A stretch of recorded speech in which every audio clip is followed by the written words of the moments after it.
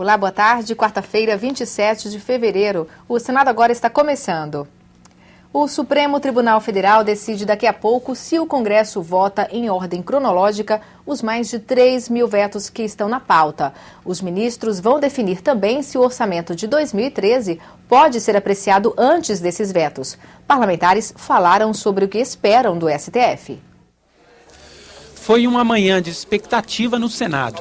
Parlamentares faziam planos para votar o orçamento o mais rápido possível, caso o Supremo Tribunal Federal decida nesta tarde que a pauta do Congresso não está trancada. Nós esperamos que o Supremo possa definir que o veto deve ser votado sequencialmente, esse é o meu entendimento, mas que o orçamento, por ser uma peça única e não ter sequência, na verdade, deve ser liberada a sua votação. O Supremo dizendo isso, já há uma conversa com o presidente sobre quando poderia se convocar o Congresso? Bom, se depender de mim, vota amanhã, porque a convocação tem que ser com 24 horas. Se não, pelo entendimento dos líderes, no máximo ficará para a próxima semana. Os senadores e deputados que visitaram ministros do STF ontem à tarde saíram otimistas sobre a manutenção da liminar que determinou a análise de vetos presidenciais em ordem cronológica. Eles querem garantir mais tempo para analisar o veto que impediu mudanças na distribuição de royalties de poços de petróleo já licitados. Pela robustez, pela consistência, pela convicção do ministro Fux, eu fico otimista de que o plenário do Supremo Tribunal Federal estará confirmando aquilo que o ministro Fux já decidiu de forma liminar. Talvez o Supremo possa decidir criando uma linha temporal entre aqueles vetos que estão obedecendo os 30 dias de prazo e sobre estes vetos nós haveríamos de votar na ordem de sua entrada e os outros vetos que já passaram por decurso de prazo ou que perderam o objeto, o Congresso Nacional faria, através da sua mesa diretora, faria uma filtragem. O governador do Espírito Santo, Renato Casagrande, trouxe a bancada de parlamentares do Estado para pedir o apoio do presidente Renan Calheiros na questão dos vetos, levando-se em conta o Pacto Federativo. O que nós pedimos ao presidente Renan é que a gente possa buscar um grande entendimento, não só dos royalties, mas também que envolva este assunto e os demais assuntos de interesse dos estados. O FPE, por exemplo, é um assunto de interesse de muitos estados que não são produtores de petróleo. E o estado do Espírito Santo, o estado do Rio de Janeiro, nós estamos à disposição, naturalmente, para que a gente possa buscar, para que essa situação permaneça do jeito que está, que privilegia, que favorece os estados não produtores. A pedido de parlamentares dos estados produtores de petróleo, em dezembro, o ministro Luiz Fux, do STF, decidiu numa liminar que os cerca de 3 mil vetos presidenciais pendentes de análise pelo Congresso devem ser votados na ordem cronológica. Dessa forma, ele invalidou uma sessão do ano passado que tinha derrubado o veto à lei dos royalties, um dos últimos na pauta.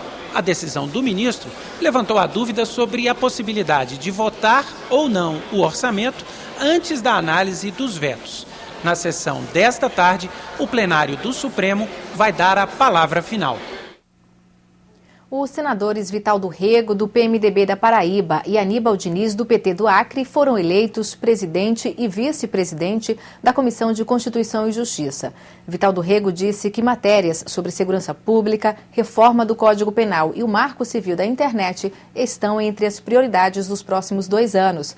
A CCJ já inicia os trabalhos com 118 matérias que estão prontas para serem votadas. Por ser o mais velho, o senador Pedro Simon presidiu a sessão, que elegeu por aclamação os senadores Vital do Rego e Aníbal Diniz. A reforma do Código Penal, que está sendo discutida no Senado, e o Marco Civil da Internet, que ainda tramita na Câmara, foram citados pelo novo presidente como assuntos que deverão receber a atenção especial da CCJ. Vital do Rego também anunciou que vai propor uma alteração no regimento interno do Senado para que o ministro da Justiça venha periodicamente à CCJ falar sobre a política de segurança pública e prometeu mais rigor na apreciação de indicações de autoridades para ocupar cargos públicos. O Senado Federal e a CCJ, em particular, não podem se converter em simples homologadores das indicações oriundas do Executivo ou do Judiciário. Examinaremos essas indicações com critério, ampliando cada vez mais a oportunidade do debate, com o sabatinado, para que o país, através dos seus representantes, possam conhecer as questões que envolvam essas instituições, bem como a competência dos indicados para importantes cargos da República. Mais do que temas específicos, o presidente da comissão, senador Vital do Rego, pretende trabalhar em parceria com os presidentes das outras comissões para priorizar os assuntos mais atuais. Nós vamos defender todas aquelas que viessem com a atualidade da ordem do dia do país, segurança pública, pacto federativo.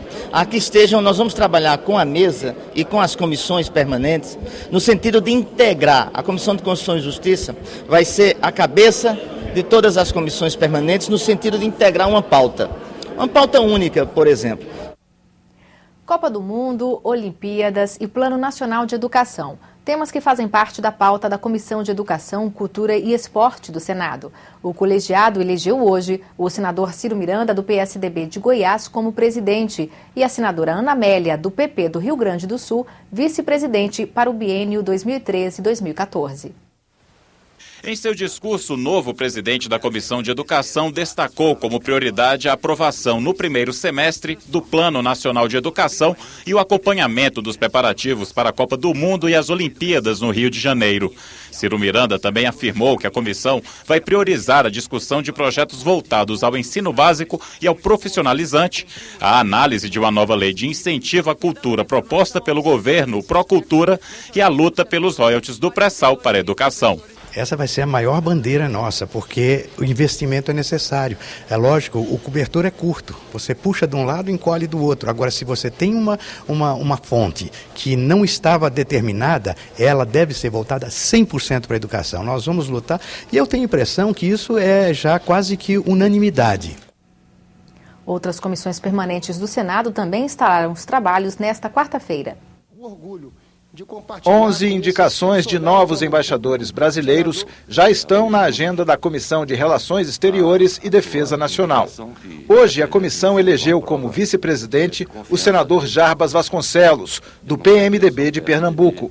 A presidência será ocupada pelo também PMDBista Ricardo Ferraço, do Espírito Santo. Nós vamos compartilhar esse programa de trabalho com os senadores e vamos ouvir especialistas, vamos ouvir a diplomacia brasileira, vamos ouvir as Forças Armadas, enfim, vamos tratar de forma democrática, de maneira participativa, de todos os temas que estão relacionados com a política internacional brasileira. A Comissão de Serviços de Infraestrutura aprovou a proposta do presidente Fernando Collor, modificando o rito para apreciação de indicações aos cargos de diretores das agências reguladoras. A comissão poderá rejeitar nomes que não atendam princípios constitucionais, devolvendo a mensagem de indicação ao Executivo. A Comissão de Assuntos Sociais terá como vice-presidente a senadora Vanessa Graziotin, do PCdoB do Amazonas. O presidente será o senador Valdemir Moca, do PMDB do Mato Grosso do Sul. Vamos fazer um cronograma, eu e a Vanessa, para que na próxima reunião ordinária, que será na quarta-feira, possamos submeter a esse plenário, né, e consultar.